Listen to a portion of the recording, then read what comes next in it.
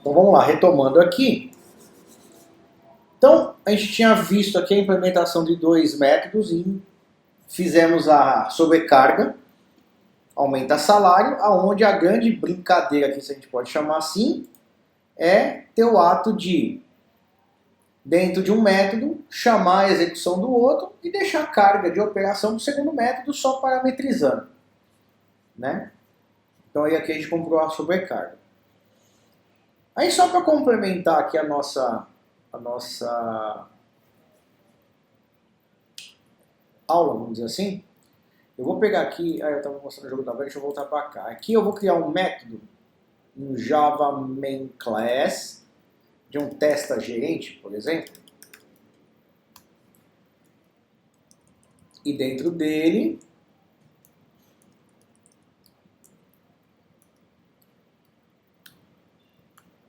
aí eu vou pegar aqui e vou criar um gerente, que eu vou chamar de G igual a new gerente.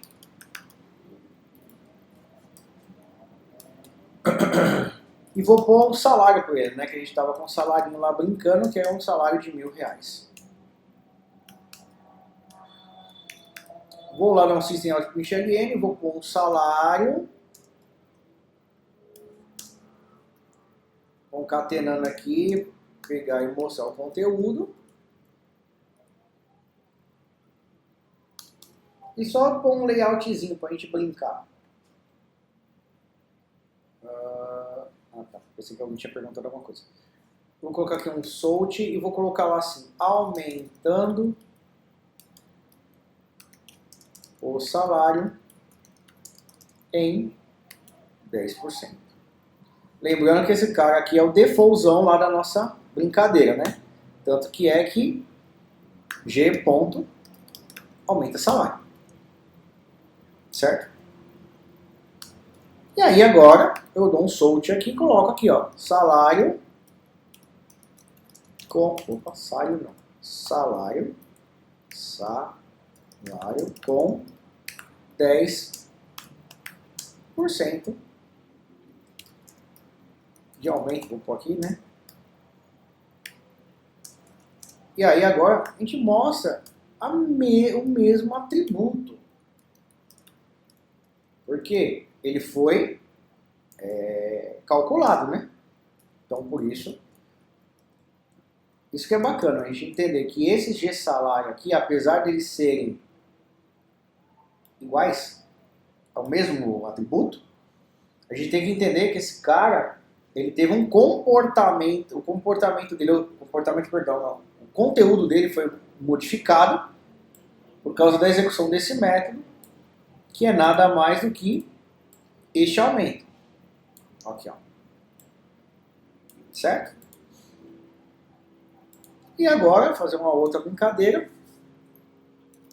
Solte. Salário com... Perdão. Aumentando salário em 30%. Certo? G ponto aumenta salário. Agora eu ponho 0.3 lá dentro. Então interessante, né? Pô, mas o Java identifica qual método ele tem que ir? Sim, por causa da assinatura. Pela assinatura ele sabe onde que ele tem que ir. Então, ó, se eu ver aqui, ó, o source dele, ó, onde que ele aponta. Ó que legal. Se eu vier aqui, ó, nesse cara e for pro source dele, ó pra onde que ele vai. Ó que bacana. Isso aqui é legal. Ele sabe. Por causa do quê? Por causa da assinatura, galera. A assinatura também é o que me... Vamos dizer assim, né? É o que me dá até a rota da onde aquele método tá. Perfeito? Aí eu aumentei aqui 30%. E aí eu vou dar um salt aqui. Salário com 30%. It's G ponto salário. Olha que bacana. Eu tenho 3 lugares, ou 3 momentos, melhor dizendo, que eu mostro o atributo salário, e em cada um deles ele vai ter um valor embutido. Né? Então, se nós executarmos, olha lá que legal, salário inicial 1.000, aumentando o salário em 10%. O salário foi para 1.100. Agora aumentando o salário em 30%, 1.430. Pega aí, Marcão, não é 1.300? Então, não. Não. Por que não? Esses 30% está pegando o valor que está atualizado em cima dos 10% que já tinha recebido. Então, este aumento de 30% é calculado em cima desses R$ 1.100.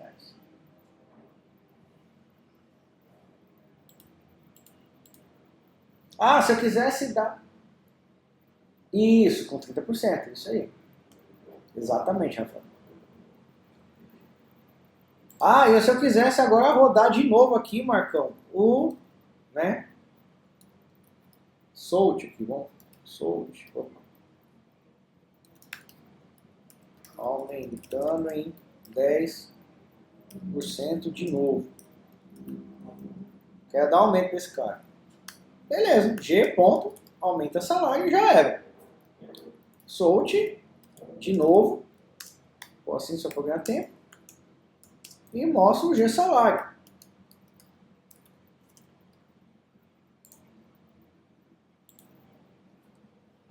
Olha lá, 1.573, porque em cima de 1.430 ele aumentou 10%, que dá R$ 143, deu 1.573. E por aí vai. Então, independente de como eu chamo, como eu executo, pouco importa, ele vai executando para mim. Tá, então, aqui essas brincadeiras meio simplistas, mas são brincadeiras que mostram efetivamente a ideia de sobrecarga de método. Deixa eu ver. A assinatura atualiza cada incremento de requisito? Sim. Sim. Foi o que a gente... a pergunta da Jéssica, né? A assinatura atualiza cada incremento do requisito? Sim. Essa foi uma prova. Sempre. Por quê? Ele sempre vai pegar o estado atual. Ó, o G-salário, lá em gerente, começa com quanto na definição por default? 0. Quem vai determinar a circunstância de mudança desses valores é o ciclo de vida da onde está executando. Poderia ter começado com um aumento de 30%? Poderia. Pouco importa. O que vai delimitar isso é esta sequência. Então, esse último que chegou aqui é o resultado de tudo isso que foi feito. Ele não tem... se você seguir, né, o padrão de ciclo, ele não vai atualizar. Ele vai sempre atualizar, a não ser que você zere. Não sei se ficou claro. Por exemplo, eu não queria, Marcão, eu queria trabalhar com valores diferentes. Então tá bom. Então, quando você incrementar esse G salário aqui com esse salário de 10%, então o que você teria que fazer? Atualizei 10%, mexeu. Então você pode colocar aqui um... Olha a gambiarra que eu vou fazer, tá? Ah, tá. Não tem, Jéssica. Não tem, entendi. Não tem. Entendi o que você quer dizer, break, né? Não. Até que é um ciclo de vida, né? Que ele está executando. Poderia colocar aqui, double, salário 2, sei lá. Aí, sei lá, por cargas d'água, aumentando o salário em 10%. Aí você pega aqui que o salário 2 vai ser igual ao G ponto salário, sei lá, vou inventar. Para guardar esse valor aqui, tá? Executo, não vai mudar nada. Mas lá no final, vamos supor que por alguma, sei lá, coisa que você queira aumentar 30% em cima do salário que você determinou aqui, ó. Com esse método eu vou conseguir? Não vou conseguir. Por quê? Eu estou vindo de fora. Porque o cálculo está onde? O cálculo está dentro da... da classe gerente. Então, não sei se vocês entenderam. Se eu quiser modificar qualquer coisa no ciclo de desenvolvimento, até isso eu tenho que pensar. Aí eu queria armazenar esse valor inicial para poder usar ele lá na frente. Aí complica. Entendeu? Por quê? Você teria que preparar a classe para isso. É tudo uma questão de lógica, né? É tudo uma questão de lógica de programação que você vai trabalhar. Simples assim. Tá? Então, para a gente poder entender. Deixa eu só tirar isso aqui para não confundir. Isso aqui foi só para demonstrar para vocês. Beleza, galera? Tudo bem?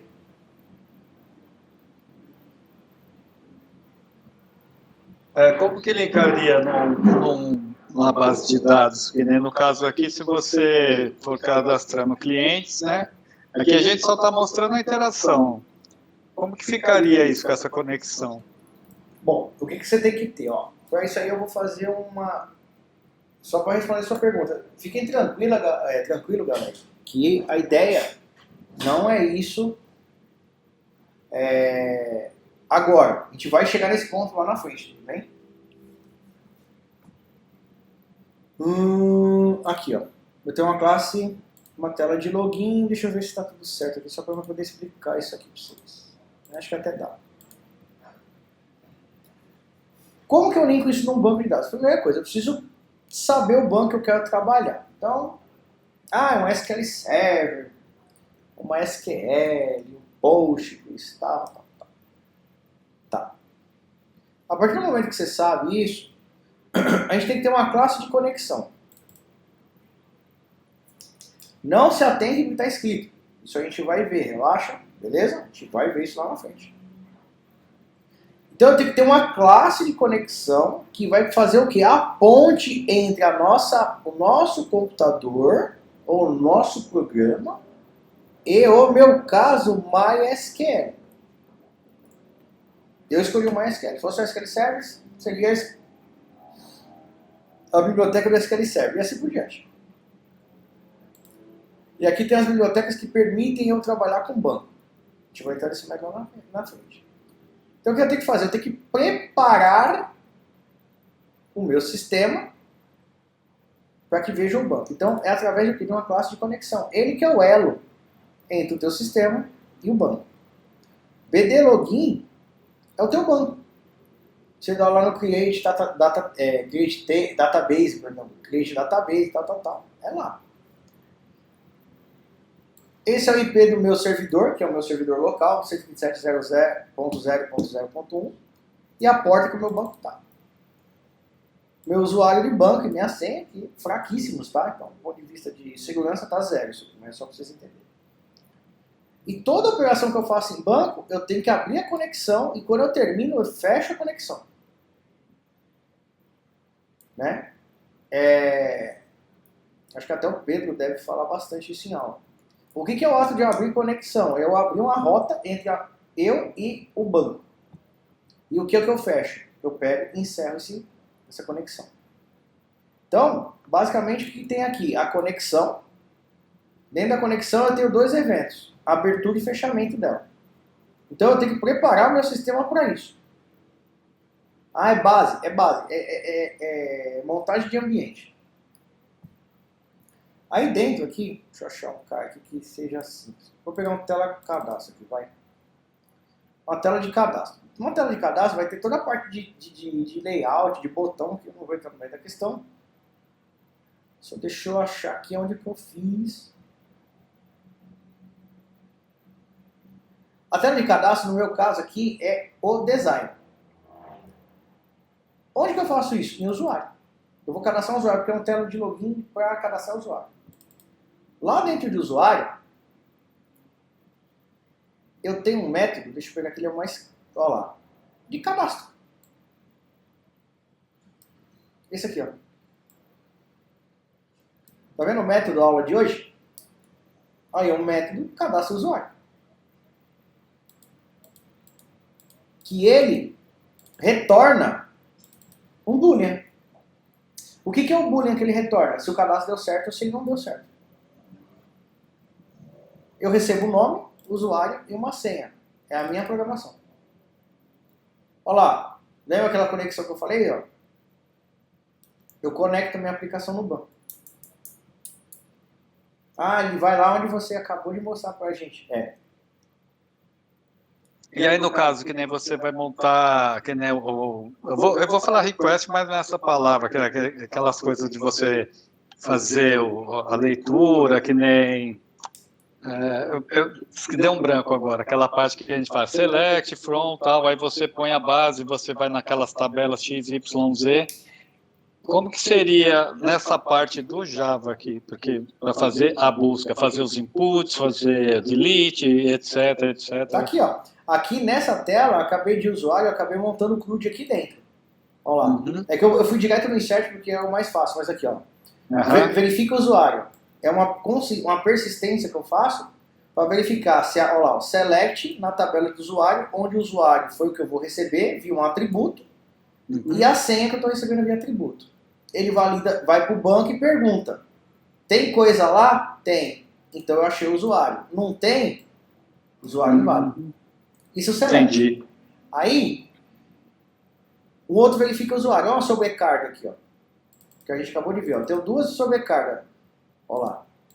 Uma, eu só quero saber se o usuário existe no meu banco de dados. Então imagina aquilo que você faz no Gmail. Você vai fazer um novo e-mail no Gmail e você põe lá o teu e-mail lá que você quer. Eu não preciso saber a senha, porque eu preciso primeiro saber se tem alguém que já cadastrou teu e-mail. É similar isso aqui, ó. O Robson. Ah, Robson. Robson já existe? Já. Retorna. O que ele faz aqui, ó. Achou esse usuário? Entendi. Retorna verdadeiro. Senão falso. É porque dentro da lógica tem momentos que eu tenho que usar um que eu tenho que usar outro. E esse primeiro é só para validar a tela de login. Esse aqui é um validador de tela de login. Tá vendo? Ó? Então eu estou fazendo um select dentro de uma classe de usuário, onde eu estou aplicando sobrecarga de método. Aqui está um exemplo típico. Ó. Um eu passo assinatura diferente. Um tem a assinatura que é o usuário e a senha, e o outro tem a assinatura que é só o usuário. Ah, então pode ter quantos selects você quiser também, não impede, tá? Olha aqui, ó, banco de dados, olha aqui, ó, Pedrão aqui, ó. Aí, eu vou cadastrar o usuário, eu cadastro o usuário, olha lá, faço a mesma coisa, abro a conexão, tal, e dou um execute, fazendo um insert into na tabela, ó lá. Nome, usuário e senha. Faz insert na tabela. Entendi. Altera. Olha o update aqui, ó. Alteração, update. Eu fiz delete também, ó. Delete, acabou. Fiz um CRUD aqui, ó. Porque eu uso o Teradata aqui, né? Então eu uso o Power BI para montar, ficar mais visual, mas a montagem é do jeito que você está fazendo aí. E é confuso porque o pessoal, eles abreviam muito, começa a colocar underline, underline, underline, e aí põe só umas iniciais, aí você fica, mas que banco que é esse? Onde que tá? Porque fica meio parecido. Entendi. Que nem isso que você está falando aí, né, que nem usuário, mas aquele usuário faz outra coisa, ele faz outra, aí você acaba meio se perdendo, né? Então, isso, Robson, isso vai muito de semântica. Muita gente não dá valor à semântica de código, tá? Eu não sei se vocês tiveram algum professor tratando até um pouco de semântica. Não é um assunto que a gente se estenda muito, né? Eu digo assim, né? Um mês e tal, não, mas muitas vezes da semântica. A gente procura dar muita parte de semântica, pelo menos eu, né? Quando a gente vai falar de front, cara. Front, a semântica, ela pega de uma forma absurda, assim, como as coisas precisam ser escritas, claras, né? Cada um tá no seu lugar, fazendo o seu papel. Então, muitas vezes você tá falando semântica fraca, entendeu? Que se a semântica fosse mais forte, ela ajudaria bastante no dia a dia. As tabelas gigantescas, aí você tem que baixar todas para ver, aí tá quase tudo igual, aí você já se perde. Exatamente. Isso vem da semântica, cara. É assim que funciona mesmo. Deixa eu ver aqui. Deixa eu ver a Jéssica. Você foi fazendo as classes, referenciando elas nas próximas classes, e né, você tem que puxar as anteriores. Tá? Deixa eu só ler de novo, peraí. você foi fazendo as classes e referenciando elas. Na próxima classe e os métodos tem que puxar das anteriores. Você está dizendo aqui, ó, deixa eu só fechar aqui para não confundir. Se diz aqui, foi a Alexia que falou ou foi a Jéssica? Foi a Jéssica. Hein, Jéssica? É aqui que você está falando? Só para entender, tá? Oi, professor. É isso que você está querendo dizer? Então, você falou no outro, acho que foi no outro exemplo, ou se foi nesse, não lembro, que quando a gente acrescentou o double salário lá, ele não iria alterar todo o passo a passo, porque você tinha referenciado da classe anterior. Ah, não, você está dizendo aqui, né? Que aqui tinha um taxa aqui e um taxa aqui que eu estava simulando, né? É isso? Isso. Tá. Então, mas aí você puxou, você tinha colocado nesse testa gerente, você tinha colocado um outro salário. E aí você falou que não iria alterar porque ele não estava dentro do gerente. É isso mesmo? É isso mesmo, perfeito. É isso mesmo. Então tá. Era só para saber se eu tinha entendido se era isso ou se era alguma outra coisa. Não, é isso mesmo. É justamente isso. Exatamente isso. Obrigado. Nada, imagina. Deixa eu ver a Alexia. Que legal se eu poderia passar esse código por jeito se tiver algum repositório público do Git. Então, Alexia, porque a ideia era no andar das aulas a gente chegar neste projeto. Eu só dei um spoiler aí, porque aqui dentro desse projeto a gente vai tentar usar todos os conceitos que a gente vai estar vendo aí nas próximas 2 aulas, creio eu. Então vocês vão codar isso. Vocês vão fazer isso. Vai ter um pouco de MySQL. Então o MySQL um pouquinho aqui e tal. Então fiquem tranquilos que vocês vão chegar nisso aqui. A ideia é que a gente implemente esse caso. Tudo bem? Tá? Por quê? É aquilo que eu falo. Assim, todas as turmas de forma esmagadora que eu peguei aqui, quando eu chegava no quarto semestre comigo, não tinham feito um CRUD completo. Por mais que esse projeto seja super simples, né? Aí acabei até dando spoiler aí na classe usuário, mas na classe usuário já tem um CRUD completo. Entendeu? E com uma sobrecarguinha de método ali para dar uma brincada. Mas óbvio que aí vai ter encapsulamento, vai ter polimorfismo, vai ter herança, vai ter tudo isso que a gente vai ver na sequência das aulas. A gente vai ver tudo num projeto. Tudo bem? Beleza, gente?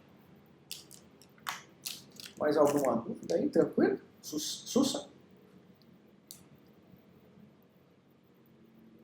Beleza? Alguém quer perguntar alguma coisa? De boa, beleza. Então, ó, vamos fazer o seguinte, eu acho que, porque aí a gente vai cair para a parte de abstração, e aí eu acho que a abstração é como se a gente mudasse de cômodo, alguma coisa do tipo. Então o que eu queria, para a gente fixar, eu vou gerar essas notas de aula aqui agora, vou passar para vocês, porque eu ficar codando aqui, vocês olhando, é uma coisa, né? A gente mudando, vocês interagindo, isso é top. Eu não acho isso ruim, eu acho maravilhoso, porque como eu falei pra vocês, eu não me sinto sozinho, de vez em quando dá pra mim tomar um gole de água, né? Mas agora eu quero que, eu vi aí que tem muita gente preparando o ambiente nas máquinas, que desta semana para próxima, pegue esse tempo que a gente tem, eu vou ficar aqui, tá? Aqui eu não saio. Vocês vão implementando, vão montando a máquina, e quem já tiver com as máquinas ok, e codando isso aqui, olhando, trocando, se der alguma dúvida, chama, se der algum cripocó no meio, chama, é um tempo para vocês poderem exercitar. Fechado? Pode ser? De fazer dessa forma? Pelo menos essa é a minha ideia. Então tá bom. Então eu vou interromper a gravação. Não. Eu não vou ficar aqui que nem bobo. A não ser que vocês queiram.